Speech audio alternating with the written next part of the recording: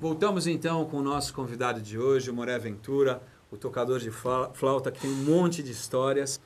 Uma das pessoas mais coerentes, né, que eu conheço dentro do que se propõe. Eu conheço, você não pode dizer, porque realmente eu acho que quando eu falo com você, a gente passa um tempo sem falar, e eu sei que tem uma linha, o importante é o que você fala, é o que você acredita e sua fé. Isso não muda. O que muda é o que a gente muda do dinamismo de vida, né? Uhum.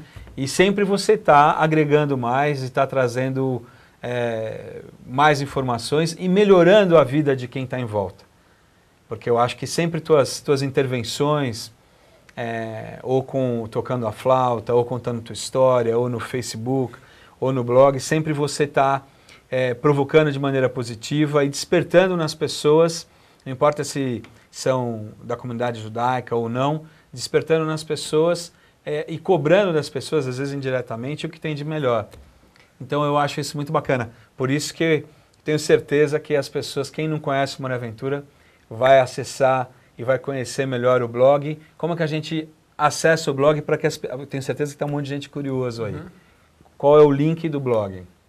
moreventura.blogspot.com. Então, ok. A gente está passando, durante a entrevista, nós estamos passando o seu blog para que as pessoas conheçam melhor o Moré Ventura e toda essa... Prazer, eu quero conhecer as pessoas também. Sabe o que é curioso? A gente tem no blog ferramentas muito interessantes, né? Uma delas é que você sabe a procedência do país de onde as pessoas estão te acessando. 10% vem dos Estados Unidos, 5% de Israel. E depois tem alguns que são assim 3% mais ou menos, que é bastante, da Alemanha, da Rússia. São os que seguem. Brasileiros, você acha? Sei lá, deve ser brasileiro, mas também tem um site que eu vi que ele está traduzindo para o inglês o blog. Olha que engraçado.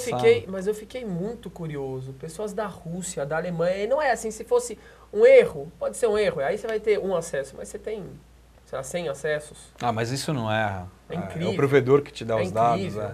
Que legal. Não, de um erro da pessoa que acessou errado. Ah, sim. Não, é muito interessante. Que legal.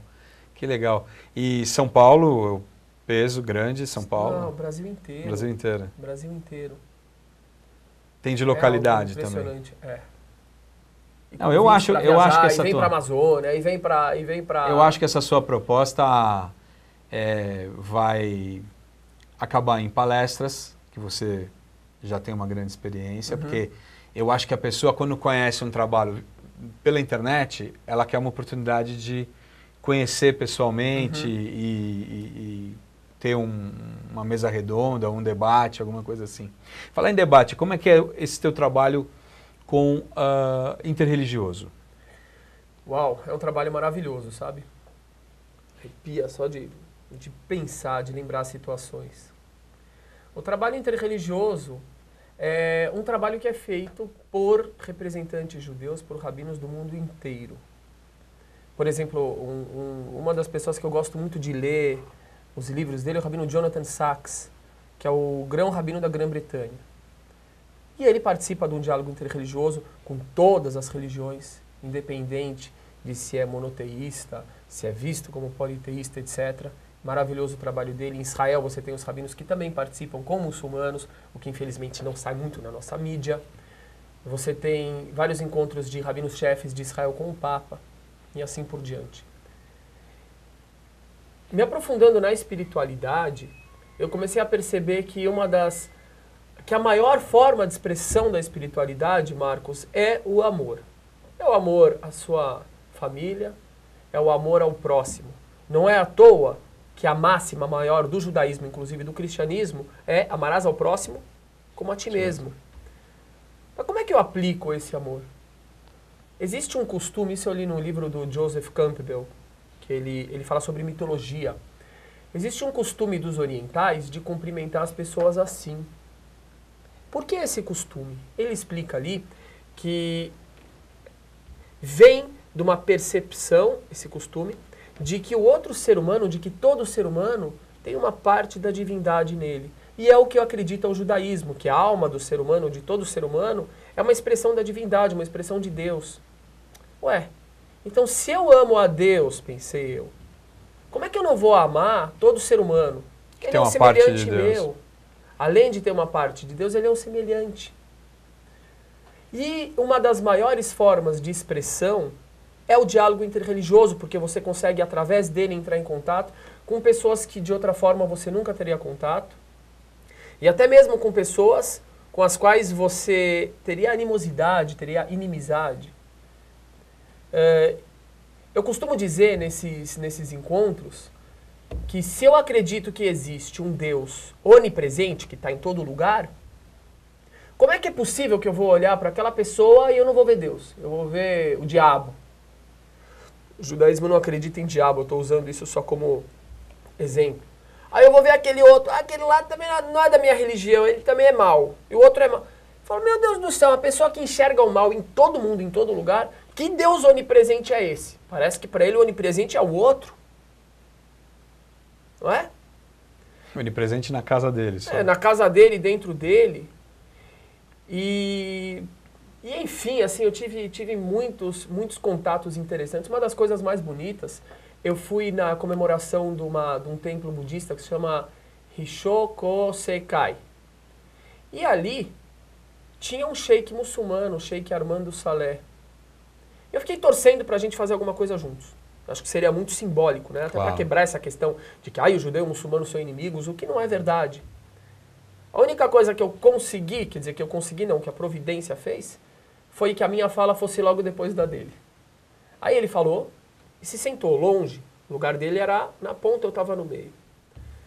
Quando eu tive a fala, eu falei, olha, eu queria muito ter feito alguma coisa com o senhor, sheik. A providência divina fez com que as nossas falas fossem juntas.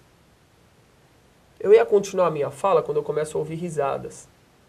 E início de palmas. Eu estou arrepiado já. O que aconteceu? O sheik levantou e veio na minha direção e me deu um abraço. Ah, que legal. E aí todo mundo começou a bater palmas. E foi uma coisa assim, sublime. Daqueles momentos que você consegue sentir a espiritualidade como se ela fosse uma coisa concreta, de tão forte que foi aquilo. E aí a gente ficou abraçados e todo mundo batendo palmas. Eu falei, olha, existe um ditado que diz que uma imagem vale mais do que 1000 palavras. Eu vou ficar com essa imagem. O recado que você tinha que dar lá foi dado nesse abraço. Foi dado com um abraço. Eu tenho essa foto, tá no Facebook, não tá no blog ainda, mas eu vou escrever sobre ela. Foi uma coisa fantástica, maravilhosa. Né? É um exemplo disso. Tive vários exemplos interessantes. E essas pessoas que estiveram lá, que viram essa sua atitude, viram esse abraço, já saíram com muito. Eu fiz vários contatos a partir daquele. Depois veio um dos chefes desse templo, um japonês que só fala japonês, ele veio em casa jantar com a intérprete. Foi maravilhoso também. Ele falou que lá no Japão... Foi pro Shabat? Não. Ele não veio no Shabat, ele veio dia de semana. Te convidam ou você que fica sabendo? Me convidam. Te convidam. Ele falou que ele não sabia nada de judeus. A única coisa que ele sabia de judeus é que sofreram na Segunda Guerra Mundial. Era um monge budista? Ele não é um monge. É um budista. Ele é um leigo, né, budista, mas ele é um dos diretores ele é o presidente dessa congregação. Uhum. Foi uma experiência incrível, porque eu nunca vi uma pessoa na minha vida que não tinha alguma opinião sobre os judeus. Ele não tinha, porque ele é do Japão. E lá é outra situação. Você não tem... Então ele estava pronto para ter informação, né? E não sabe... deixa eu te contar outra história. Incrível, impressionante demais. A gente tinha que fazer uns 10 programas. Né? Eu tenho história, viu? Eu vou te contar uma história incrível. Eu tenho uma amiga, ela se chama Ogunlade. Ela é de Candomblé. E somos parceiros aí na luta pela liberdade religiosa, etc.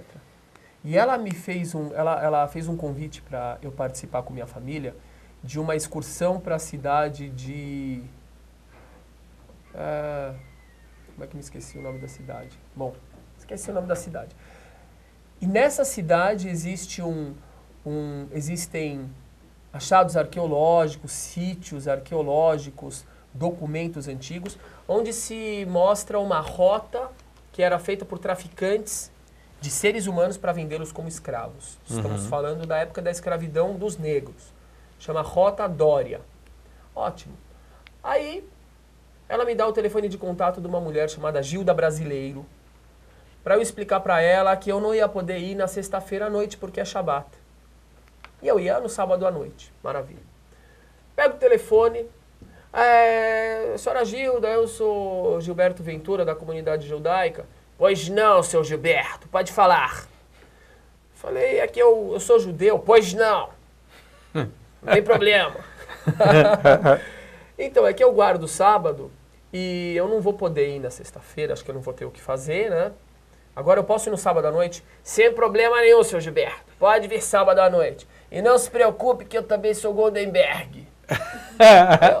eu falei, puxa vida, assim, pela pegada, pela ginga e tal, eu falei, mas ela não é Gilda Brasileiro. Falei, puxa vida, não tá assim, como que é o Gilda assim, não tava... Esse jeito, não tava batendo, não tava o Goldenberg batendo. Com a falei, Gilda. deve ser que ela é casada com um judeu. Sim. Simples. Aí fomos lá pra Rotadória. Aí estamos conversando com uma mulher, tal, era da Secretaria do Turismo. Essa mulher também nunca tinha conversado com um judeu na vida e tarará. Quando chega uma senhora negra, presença assim, uma pessoa bem firme, simpática, deu a mão e falou, muito prazer, Gilda Brasileiro Goldenberg, e eu sou Yiddish. Eu falei, uau! Eu fiquei assim, boquiaberto olhando pra ela, né? Como quem diz, agora explica. Falei, eu vou te explicar. O meu pai é negro, católico. A minha mãe é judia russa, Yiddishimame. E eu sou judia, entendeu? Eu sou Yiddish. Só que a minha religião não é nenhuma das duas. Mas eu sou judia. Sim, é judia de nascimento. Não, ela falou, inclusive o meu neto, eu passei o Goldenberg para ele, filho da minha filha, porque eu quis que continuasse. Que é o Joseph, era para ser Yosef. Só que ia ficar esquisito, então deu Joseph. E ela é de Candomblé.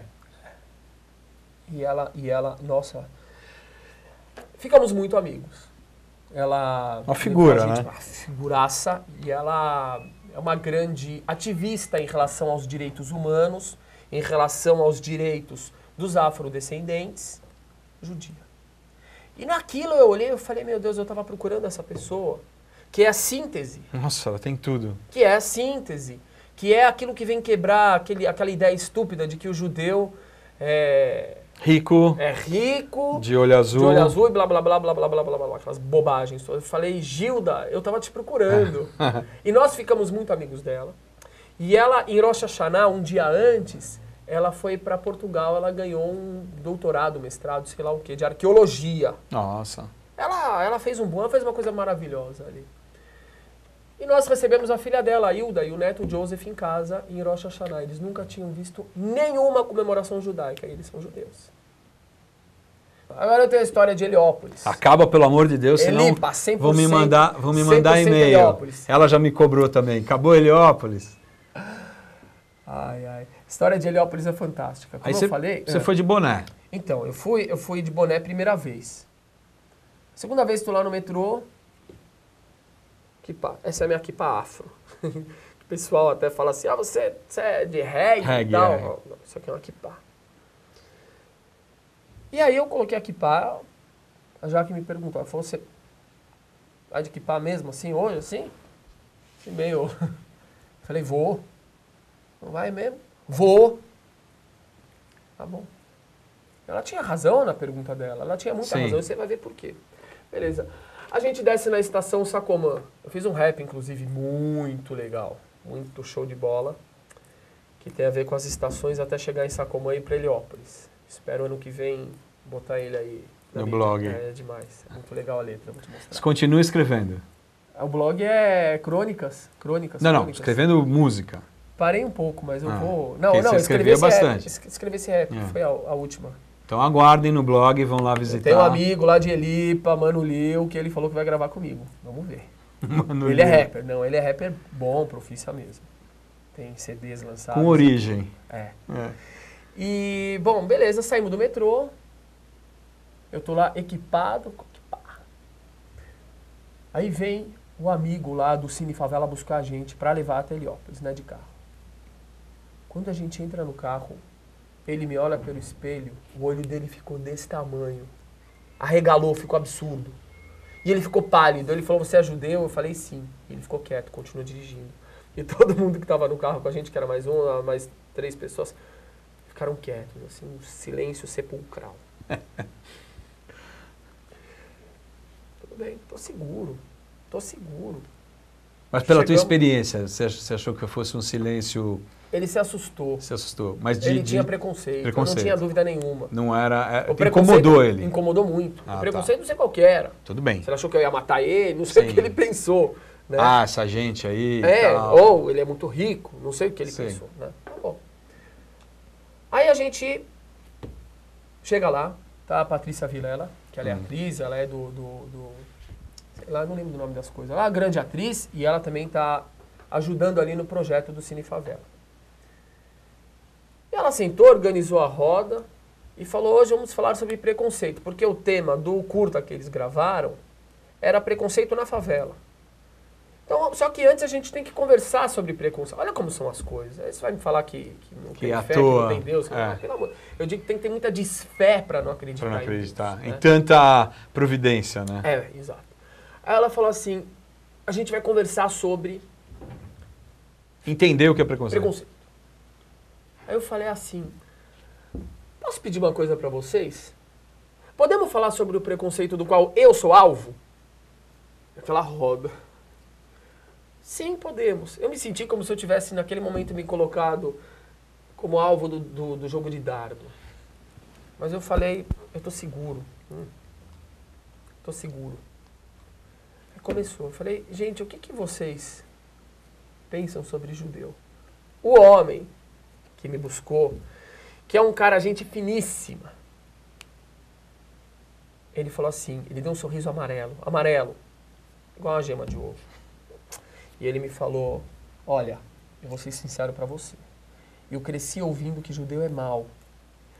A minha mãe falava, quando eu fazia uma coisa ruim, filho, você está fazendo coisa de judeu. Bater no irmão, coisa de judeu.